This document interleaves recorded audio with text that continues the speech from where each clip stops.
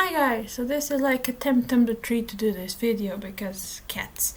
Uh, let's see if all goes well because I really need to just do this and go get on with my life.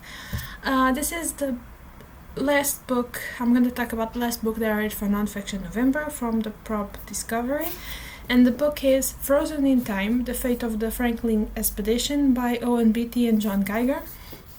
The Franklin Expedition being the one that disappeared while trying to find the Norway's Passage. 5-star read. I took me more time than I thought it would to finish this book because it's under 300 pages because of me, my life basically, not the book. Though I have to say that you can enter this book without knowing much about the subject, but you keep in mind that it's very true about, gives you all the information you need to know. So for some people it might be a little bit too much details about like facts of when this happened, and it may have a little bit too much information for some people, a little bit too dense in some parts, but I thought that it was good. It all depends on your interest in the theme, basically. Before entering on the book itself, I have to say that, as you guys saw, this is a pretty small book, under 300 pages, and that is counting the appendices and notes on the back, like all the nonfiction books have. And it has like a little bit of an insert with colored pictures, but you would think that this book is pretty light because it's so small.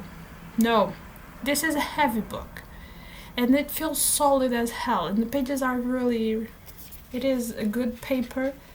It was printed in actually very good paper. Sometimes I don't find this good of a paper to do artwork. Let's be real.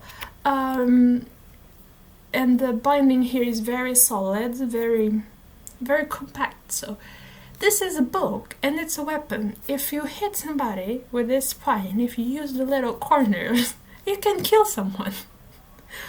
But getting back to the meat of it, this starts with the preparations for the expedition. We meet like the principal characters, or the ones that we actually have some information on. We give some information of how things were prepared for the expedition, and then when they stopped having news from it and then started sending expeditions to rescue and then find information about what had happened to them, we know all of the things that those expeditions find, that they thought it was connected to the Erebus and the Terror, the two ships that went on the expedition. And then we jump in time to 1990s when Owen Beatty and the rest of the group went to check on the finds of previous expeditions, and they also exhumed 3 of the bodies that were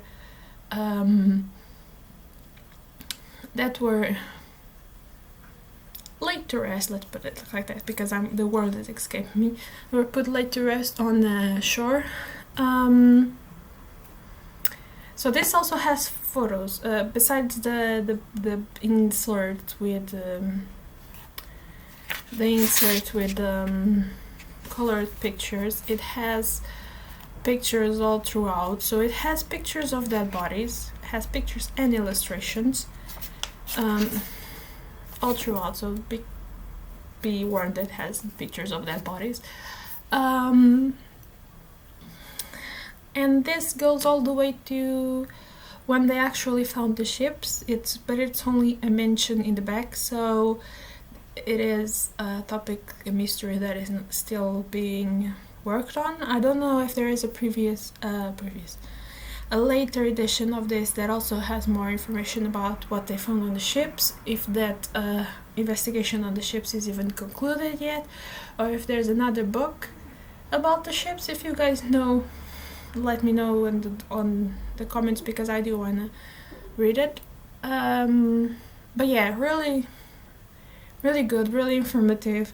Also give us some little traits of what it was like to work on the expedition to find to find the corpses and the other little bits and bobs that they went to find out on the ice.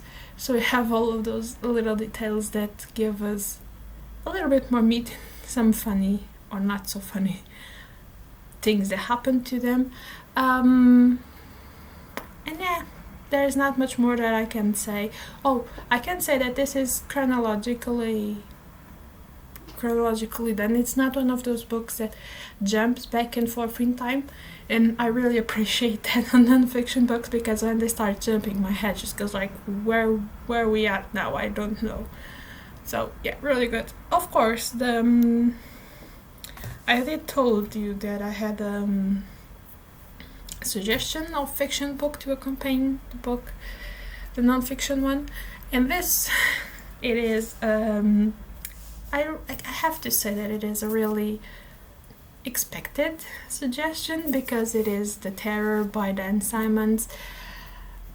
This is literally this is a fiction book that tries to give us a little hint of what might have happened during the Franklin expedition, and it is amazing. This is truly, I really loved it. It was like a five-star rate. Plus, I have to give a little bit of a food porn. Oh, but it's not food porn, it's book porn. And of course, this is what inspired the series, so probably you guys know this already. It's not, I didn't took this from under a rock, so yeah. But a little bit of book porn. This is an amazing paperback that has this painting that I do not know. It is, the cover illustration is by Iris Lessing. Is it? Anyway, I have to see about that, because it says photograph and this is a painting. So yeah, it has this painting, and then it has dun dun dun. It has the ships, and this is amazing. Plus, you know, this is a 750 plus pages book, but it is so damn floppy. I know that lots of us here on BookTube do like a good floppy paperback, and this is amazing. This is one of those books that is just I don't want to reread this, but it is also a very intimidating book. So yeah, this is my last video for Nonfiction November. Do let me know if you guys know about any of these books, and if you have any more suggestions of books on during this theme, being fiction or non-fiction, just let me know, because I really, really want to read more. So yeah, bye guys!